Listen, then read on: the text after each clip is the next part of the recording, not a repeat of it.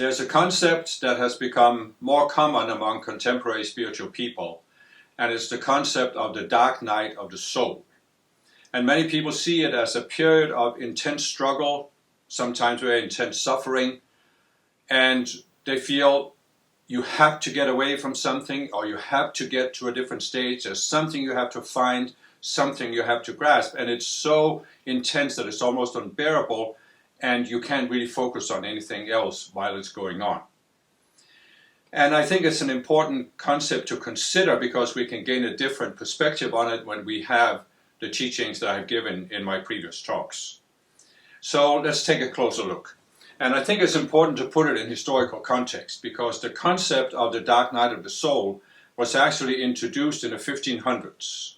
There were two, I call them mystics. Today everybody calls them Christian mystics or Catholic mystics because they were members of the Catholic Church and the Catholic Church has made them saints. But nevertheless, to me, they were mystics. There was Teresa of Avila and St. John of the Cross. And they introduced this idea of the dark night of the soul as a very intense period of struggle.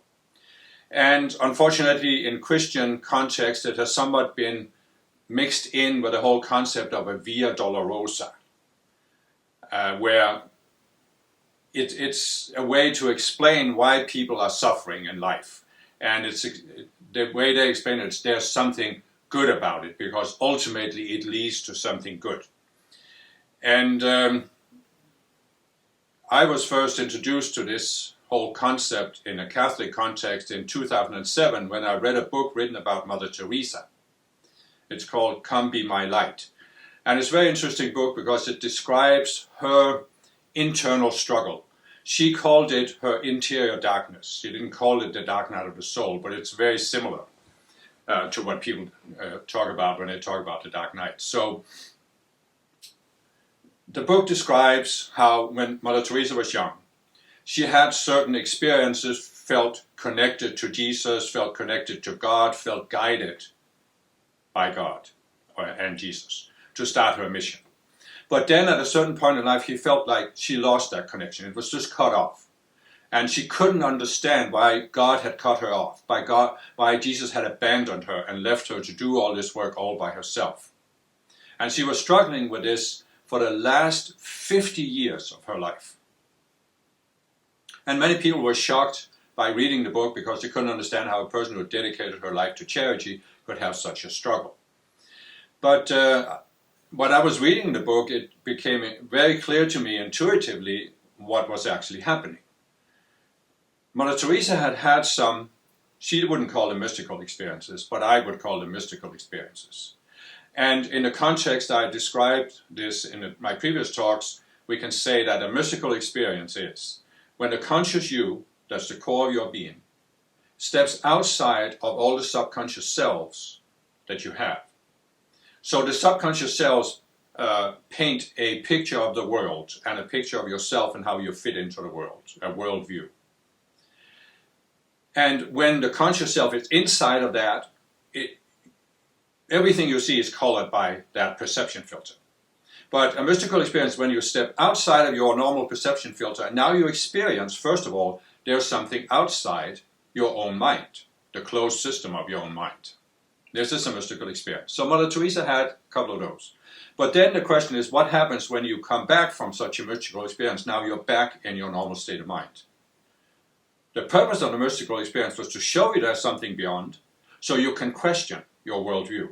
But Mother Teresa was not willing to do that because she was through and through Catholic. She could not conceive of not being Catholic. She could not even conceive of questioning the Catholic Church, or at least some of its doctrines. Yet her experiences demonstrated to her there was something beyond.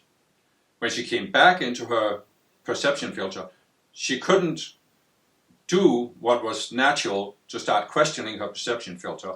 So she had to basically try to explain away her mystical experiences so that they conformed to her perception filter, and this created this intense inner struggle. And of course, it also cut her off from feeling that connection, which is basically a connection to a higher self. A mystical experience also shows us We are connected to something outside our own minds. And the purpose of the mystical experience is to help us gradually increase that connection. But because Mother Teresa denied it, she felt cut off, and she felt more and more bewildered and confused. Why was I cut off? And she could never make the switch of saying, it's because I'm denying my experience, I'm refusing to question my worldview, and that's why I feel cut off. So I think that dynamic can be transferred to all of us as spiritual people. Because who are you as a spiritual person? I talked about we have a life plan. And so here we are, before we come into this embodiment. We are in a higher realm where we have a different perspective. We're not inside our perception filter. So we have a broader perspective. We have spiritual teachers that we are working with, the Ascended Masters, and they are helping us make a plan for this lifetime. What do we want to achieve in this lifetime? And many of us have seen that we want to achieve maximum spiritual growth in this lifetime. And in order to achieve maximum growth, there is a specific dynamic, a specific configuration of these subconscious selves that we need to overcome. So we deliberately choose to put ourselves in a position where we are, so to speak, forcing ourselves from a higher perspective. We are forcing ourselves to deal with this dynamic. We know that once we are inside our perception filters, it'll be more difficult to deal with the dynamic. But we're trying to put ourselves in a position where we force ourselves to deal with it. So we can't just ignore it and live a whole lifetime without touching this, which blocks our growth. So in general, we can say that as spiritual people, there comes a point in our lives where now this dynamic that we needed to overcome, that we wanted to overcome, it comes to the forefront of our minds. And it can take different forms. For some people it happens before they even find the spiritual path or spiritual movement. They don't even hear about it. It's just it's psychological issues that they're dealing with. But for many of us that are consciously aware of the spiritual path, it happens after we have found a spiritual movement and we are disappointed by it. I've seen many people go through the same that I went through. As I described, I found my first spiritual movement when I was 18. After a few years, I got disappointed with the movement. I left the movement. And after that, I was in a vacuum. For 2 or 3 years, I was depressed. I didn't feel I had any direction. But what was really going on in those 2 or 3 years was this very intense inner struggle, where, again, I couldn't ignore it. I couldn't bear it. I had to find something, but I didn't know what it was. And it was simply this. I had two separate selves, two subconscious selves that were warring with each other. They had opposite approaches. They were pushing me in opposite directions, pulling me in opposite directions, whatever you want to call it. And I didn't understand this. I didn't see it. I was so wrapped up in myself and wrapped up in this internal process that I couldn't step outside and look at it. And that's why I'm giving this talk, because I think it can help other people. Because what we need to do if we find ourselves in this very intense struggle, whether we call it a dark night or something else, we need to say, why is the struggle so intense? It's because there's something I haven't seen in myself.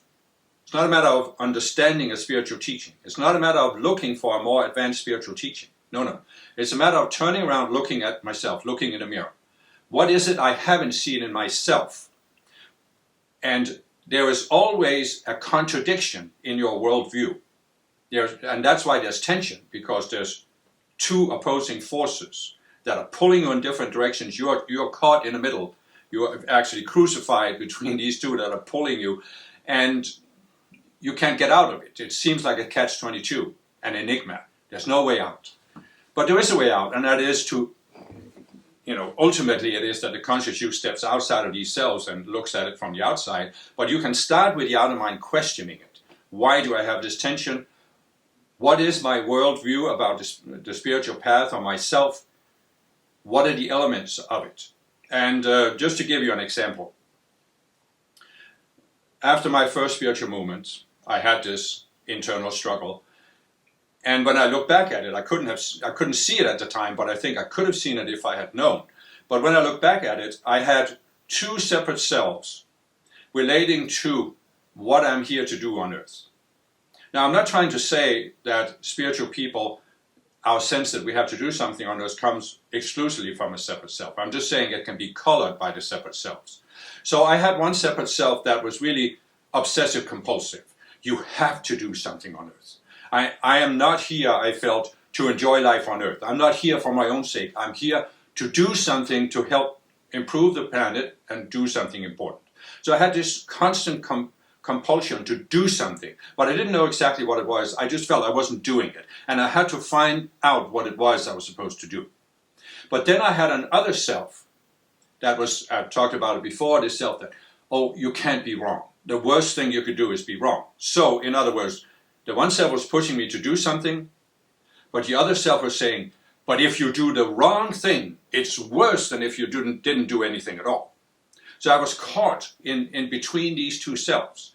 And it actually took me quite a number of years to resolve it. And I'll talk about how I came to that resolution, but I want to go into something else first. There is a very common pattern, and you can even see it going back to Teresa of Avila and John of the Cross. They had mystical experiences, and there are quite a number of people out there who have had a mystical experience, and this was what they feel plunged them into this dark night. And the reason for this is simple. As I said, we are making our life plan. We want to, so to speak, force ourselves to deal with a particular issue in our psychology. And it's always relating to a worldview and how we see ourselves. So many times we actually plan for us to have a mystical experience. It can also be a result of the fact that we have risen to a certain level of consciousness in past lifetimes, where we are ready to step outside. The conscious self can step outside of our perception field. So what happens is that at some point we suddenly, without really feeling we've done anything for it, but spontaneously it seems, we have this mystical experience. The conscious self steps outside of our perception filter. It sees there's a whole different way to experience life that's outside the perception filter. And it's something we can't ignore. So several people have experienced that when you come back into your normal consciousness, the contrast between the peace that you experienced in the mystical experience and the turmoil in your own state of mind is unbearable. It's too big. You can't really deal with it. So this can unfortunately cause us to go into this mindset where I just have to get back to that state. I have to get back to that mystical experience. And this can cause people actually to be trapped in doing outer things to get back the lost paradise of the mystical experience. So you think, if you're in the spiritual movement, I have to study harder. I have to practice whatever technique you're practicing. I have to practice it harder, more. I have to do more. In my first spiritual movement, it was meditate. So I have to meditate more. I have to go on these long meditation courses, 6 months meditation course. Doesn't matter what it costs. I just have to make money, and then I have to go on this course. And then if I don't get the breakthrough I'm looking for, I'll go on another course. And you can keep going. In my second spiritual movement, it was giving all of these degrees. So you can get into the spiral. I have to give more degrees. But I'm still not getting what I want. I have to do more. And many people from many spiritual movements can recognize the pattern. We think that by doing enough of the outer things, we will get there. But we're not. Because what are we doing with this outer practice? We are ignoring looking at ourselves and the internal dynamic, this psychological dynamic. And what does that mean? It just magnifies the internal struggle. It just makes it worse and worse and worse. And you can make yourself think that you're doing something spiritual, but your internal struggle, if your internal struggle is multiplying, you are not making progress on the spiritual path. I mean, that is a pretty cut and dry statement, an evaluation you can make. You know, if I'm struggling and if the struggle is increasing, there's something I haven't seen. I need to step back and look at myself. Look at my psychology instead of thinking I can ignore my psychology and just meditate more or decree more or do this or that. So people can get into this trap. And in the first spiritual movement, they actually encouraged this because they wanted to prove that meditation is this one solution to all problems and the most effective technique. So they wanted people who took these courses to have these higher experiences and to document it. They were seeking to create this database of all of these spiritual experiences. I was actually on one course myself, and they were pushing us. Every day we had to write down an experience. Even if it was the same experience we had yesterday, we had to still write it down because they wanted the biggest possible number of spiritual experiences. So what I'm saying is, people can go into being obsessed with having spiritual experiences. And I had that attitude when I was in my first spiritual movement. I was young, I was naive, I thought, yes, the purpose of the spiritual path and the way to measure my progress is that I have all these experiences. Well, how did I get out of that? I actually got out of it because I had an experience. And just briefly describe it. I was lying down my bed in my little college dorm room apartment and flat on my bed, on my back. And my mind suddenly fell still. I can't say I did anything particular for it. My mind just fell still. And then I heard this very high-pitched sound, vibrating sound, oscillating sound.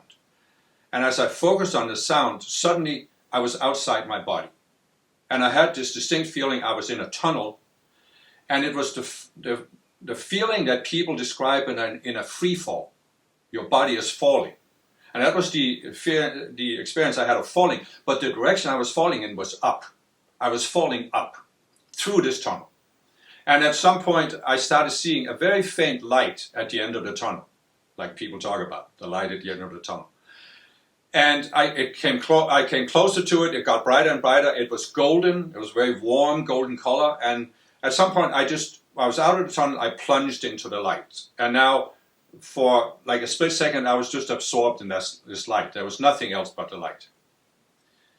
And I don't know how long I was in that light. I don't know if anything at all happened in that light because I have no recollection of it. Because after I experienced being absorbed in the light, the next experience I had was I was back down in my body, and I came back with such force that my body actually bounced on the bed.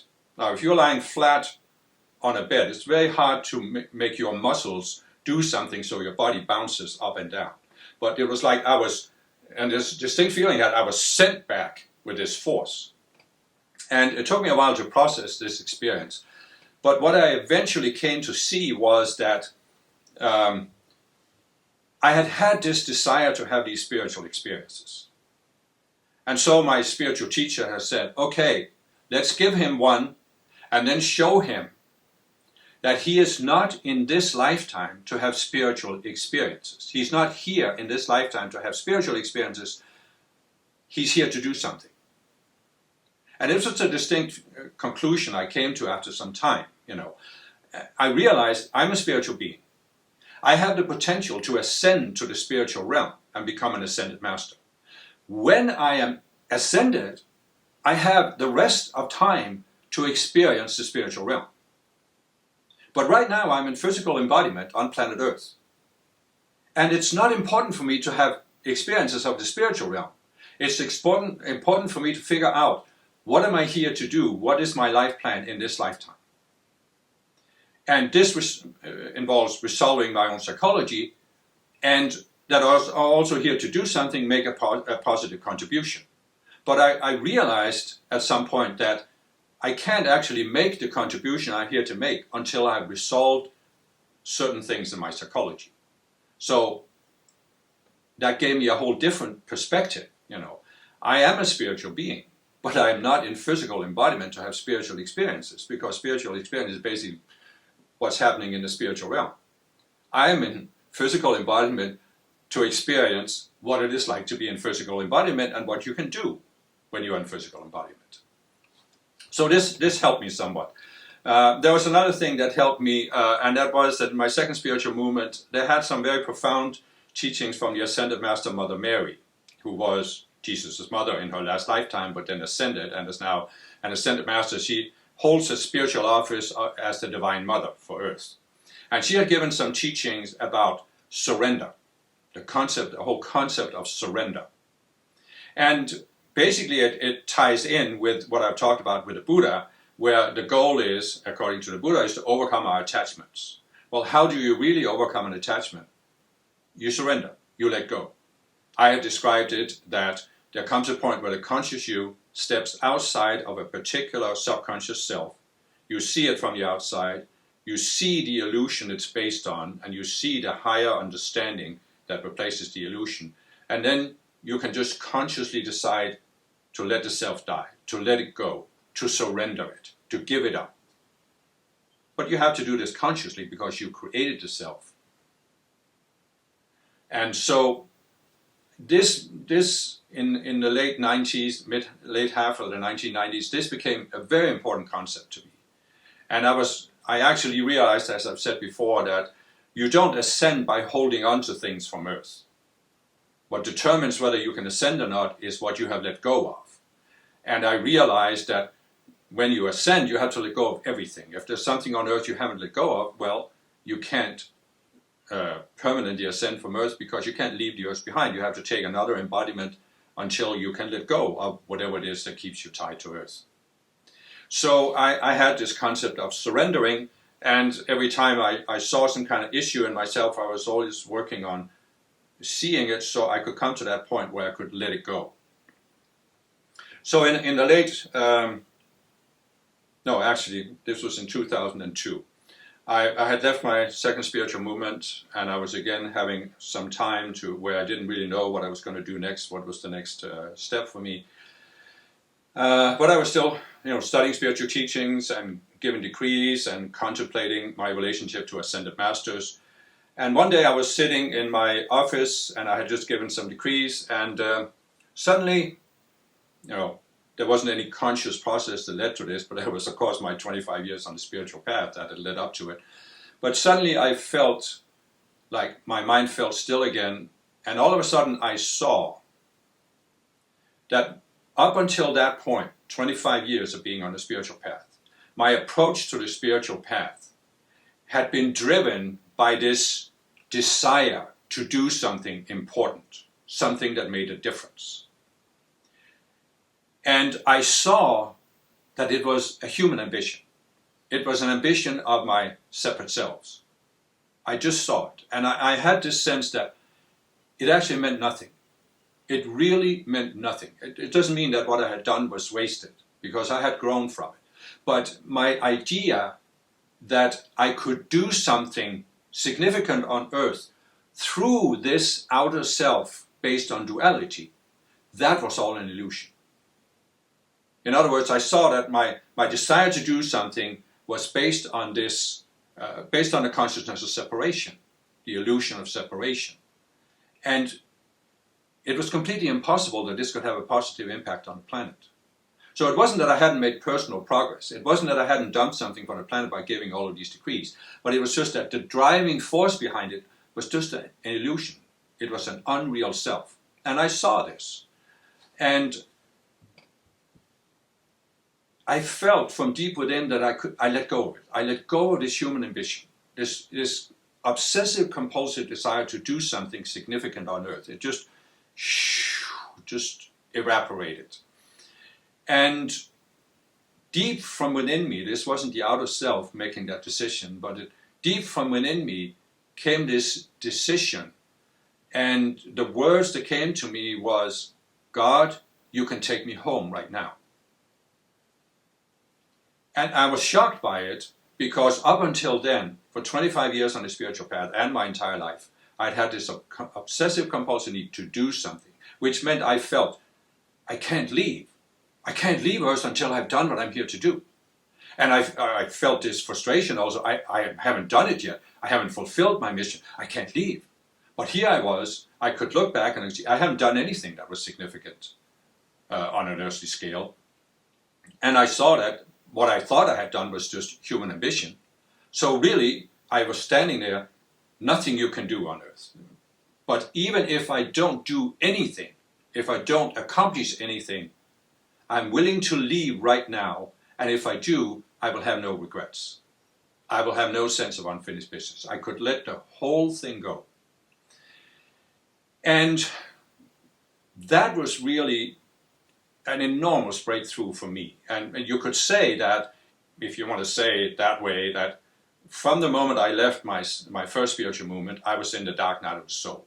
It was very intense for 2 or 3 years, but then when I find my second spiritual movement, I could kind of put it aside, because now I had this goal of walking the path as it was described in my second spiritual movement, and giving all these degrees to help the ascended masters raise the earth. So I had a sense of goal and direction that could kind of set it aside, but there was still an internal struggle, because I still had these two selves, that one pulling me to do something, one saying I couldn't be wrong. And I actually, in that surrender experience, I got rid of the one self, but the other self took me longer to get rid of. But anyway, what I'm saying is, you could say that when I let go of this desire to do something, this self that wanted me to do something, I got out of the dark night, at least to a very high degree, because my internal struggle became a lot less, because I wasn't driven by this outer ambition.